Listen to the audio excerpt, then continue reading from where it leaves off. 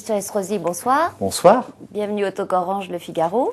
Vous êtes député-maire de Nice, conseiller politique de l'UMP et vous venez d'éditer aux éditions Pascal Gallaudet cet ouvrage, Le battement d'aile du papillon, dans lequel vous défendez notamment le concept du fabriqué en France. Faut-il recourir à des méthodes protectionnistes, y compris vis-à-vis de nos voisins européens ? Voilà maintenant 3 années que je milite dans ce sens. J'ai élaboré, lorsque j'étais ministre de l'Industrie, à travers les États généraux, notamment la politique de filière. Nous avons mis en œuvre un médiateur de la sous-traitance pour qu'il y ait de bonnes relations donneurs d'ordre sous-traitants, grands groupes nationaux avec plus de solidarité comme le font les filières allemandes à l'égard des PME françaises. Il y a maintenant une nouvelle étape à franchir. On m'a souvent accusé d'être un affreux protectionniste. Oui, c'est précisément la question que je vous posais. Vous assumez ? Oui, je l'assume pleinement. Et je suis heureux de voir qu'au sein même de ma famille politique, cette idée est en train de cheminer aujourd'hui. Alors vous proposez un label, c'est ça, pour indiquer qu'un produit est effectivement fabriqué en France et pas simplement assemblé en France. Il faut sortir maintenant des discours.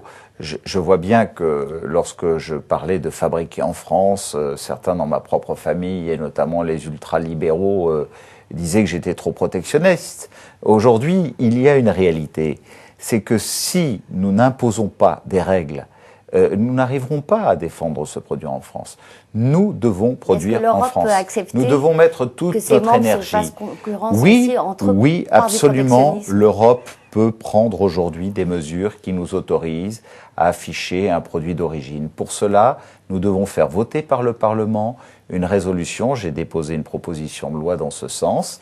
Et si cette proposition de loi est adoptée, alors nous pourrions obtenir que l'Europe reconnaisse qu'il n'y aurait pas forcément une distorsion de concurrence et que nous pourrions parfaitement afficher le fait que sur une automobile, une Renault par exemple, qui est dans la vitrine d'un concessionnaire, qui est assemblée en France, nous sachions exactement si elle a 30% de composants français, 50% de composants français, 10% de composants allemands, 15% de composants japonais, et que chacun soit parfaitement éclairé. Et à partir de l'affichage d'un produit d'origine, nous changerions totalement les règles du jeu et nous défendrions mieux le fabriquer en France. Alors l'UMP aussi se penche sur les problèmes économiques et sociaux en ce moment même à Lambersart, dans la banlieue de Lille.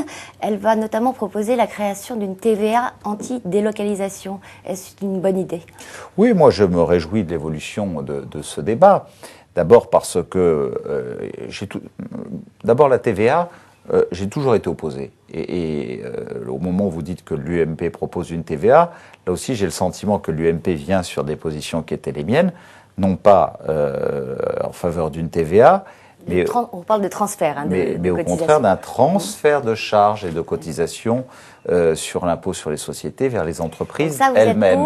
Parce que la TVA serait une perte de pouvoir d'achat pour l'ensemble des consommateurs et des Français, alors que le transfert de charges, au contraire, serait une mesure qui imposerait des règles du jeu aux entreprises qui ne jouent pas le jeu et qui ont tendance à délocaliser. Je rajoute à ça que lorsque nous avons des ingénieurs français, lorsque nous avons des entreprises françaises qui bénéficient de cette matière grise propre à nos ingénieurs, qui bénéficient du crédit impôt recherche, qui quelquefois sont rachetés par des capitaux étrangers et qui, après avoir racheté nos brevets et le savoir-faire de nos ingénieurs, prennent ceci, les délocalisent à l'étranger pour produire le savoir-faire français depuis l'étranger, nous prenions des mesures qui leur interdisent de pouvoir opérer de cette manière ou alors de payer un impôt tel que forcément nous dissuaderons l'évolution des délocalisations que nous avons connues ces dernières années. Sur le projet, vous aviez reproché à la rentrée à Jean-François Copé et à Bruno Le Maire une méthode assez peu démocratique. Est-ce que vous avez le sentiment que vos critiques ont été entendues ? Moi, je me réjouis que cette convention se tienne aujourd'hui, qu'elle prenne en compte le fabriqué en France, qui, vous le savez, est un sujet que je plaide depuis 3 ans. Il y a 6 mois, ça n'était pas à la mode au sein de l'UMP.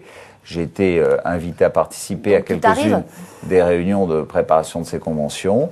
Ça a été pris en compte. Je ne peux que m'en réjouir. Ça montre que maintenant, l'esprit de dialogue s'est renforcé au sein de l'UMP. Eh bien, ça fera plaisir à Jean-François Copé. Depuis hier, le ministre de l'économie, François Baroin, s'efforce de calmer l'émotion provoquée par la rumeur de licenciement massif que préparerait Areva.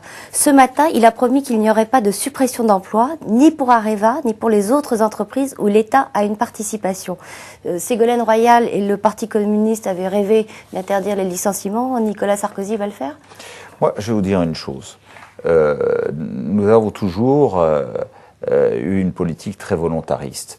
Lorsque j'étais aussi en charge, vous vous rappelez des séquences que j'ai eues avec Renault lorsque Renault voulait délocaliser la production de la Clio 4 en Turquie, je m'y suis opposé.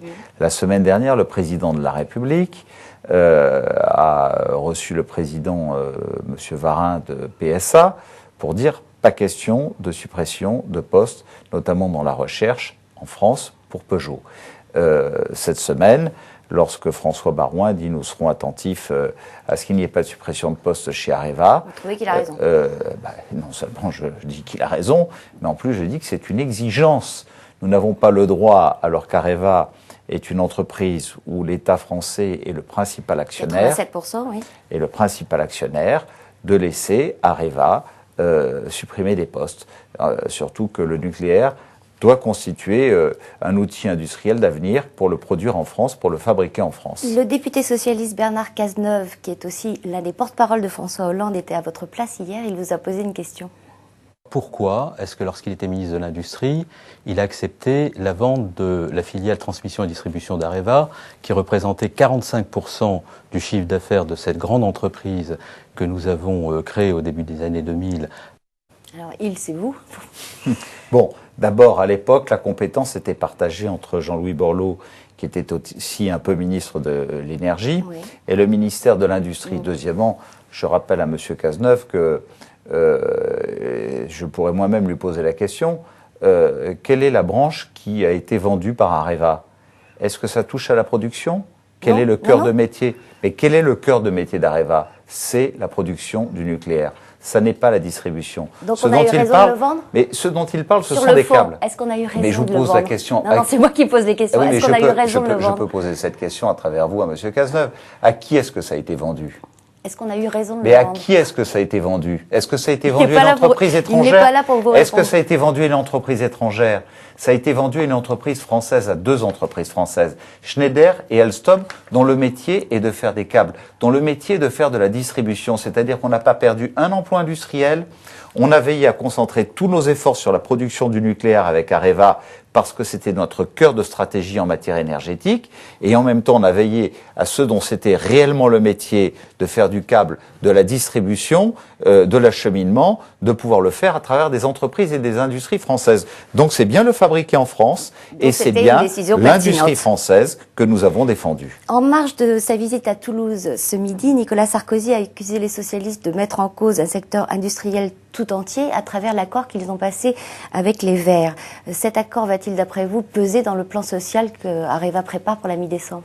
Mais lorsque l'on voit cet accord entre les Verts et les socialistes, écoutez, c'est dans l'arrière-cour, l'arrière-boutique de Solferino que tout ça doit se discuter, qu'on doit négocier, échanger 25 circonscriptions, voire 40 contre 24 ou 25 centrales nucléaires. Là j'ai l'impression d'entendre Eva Joly. Que l'on doit... c'est exactement ce qu'a dit Eva Joly. Donc moi je ne sais pas qui est responsable de cette situation. Il semblerait que Mme Eva Joly ait disparu depuis quelques jours d'ailleurs. Elle est réapparue tout à l'heure dans une interview dans Le Monde. La réalité, c'est qu'on est en train de se livrer un espèce de troc, franchement, pour M. Hollande, qui dit se préparer depuis plus d'un an à exercer la présidence de la République française, dire aujourd'hui je fais du troc sur le dos des Français, alors que le nucléaire, l'énergie nucléaire, c'est le seul domaine. On parle toujours de la compétitivité de l'industrie française en disant que c'est la plus faible par rapport à l'industrie allemande. Il y a un domaine dans lequel nous sommes plus compétitifs que l'Allemagne. C'est le nucléaire. Donc vous partagez les inquiétudes de Nicolas Sarkozy? Ce sont des centaines de milliers d'emplois industriels. Mais il faut le dire quand même, on est les plus compétitifs nous coûtons à nos entreprises ont une facture en matière énergétique 40% plus faible que celle des entreprises allemandes. C'est des parts de compétitivité, c'est de l'emploi, c'est de la production de richesse pour les entreprises françaises. Si on suivait Monsieur Hollande, si on suivrait Madame Eva Joly, ça voudrait dire qu'on augmenterait la facture des familles françaises de près de 30 à 40% du prix de l'énergie. Les familles allemandes, en moyenne, payent 30% plus cher que les Français le coût de l'énergie. Nous perdrions près d'1 million d'emplois, ça coûterait 124 milliards d'euros à l'État français. C'est vers ce gouffre au moment où nous sommes confrontés à une crise. Si je vous comprends bien, dans cet accord, le perdant, c'est François Hollande. C'est lui qui s'est fait imposer la vision des Verts. Je crois qu'il y aurait un grand perdant, et il y a même un perdant par anticipation, je le dis. Et le président de la République a raison de dire très fortement les choses comme il l'a fait ce matin. C'est qu'à laisser croire que s'il y avait un résultat qui serait défavorable à notre majorité au mois de mai prochain, les marchés pourraient d'ores et déjà s'inquiéter aujourd'hui et se dire oulala, si demain la gauche arrive au pouvoir, si M. Hollande gouverne la France et dirige la France, nous allons être confrontés à de graves difficultés. Il faut que nous commencions à nous désengager aujourd'hui. Donc il faut que le président de la République, qui est notre protecteur, qui s'inscrit dans la ligne du général de Gaulle, qui a apporté à la France une grande production dans le domaine électronucléaire, dans le domaine ferroviaire, dans le domaine spatial, dans le domaine aéronautique. On va peut-être pas tout énumérer oui, là, mais, parce que oui, le temps passe. Je veux le dire parce que nous avons un chef de l'État protecteur, un chef de l'État, un chef de l'État qui aujourd'hui dit les choses, s'inscrit dans la plus pure stratégie gaullienne en matière industrielle, et nous avons besoin de rassurer à la fois pour les emplois en France, mais aussi pour nos partenaires qui nous regardent, pour la note française et pour la crédibilité de la France, ce qu'a dit et ce qu'a affirmé le président de la République ce matin. Christian Estrosi, je vous remercie. Bonsoir et à demain pour un nouveau talk Orange Le Figaro où nous recevrons Jean-Marie Bockel, président de la Gauche moderne.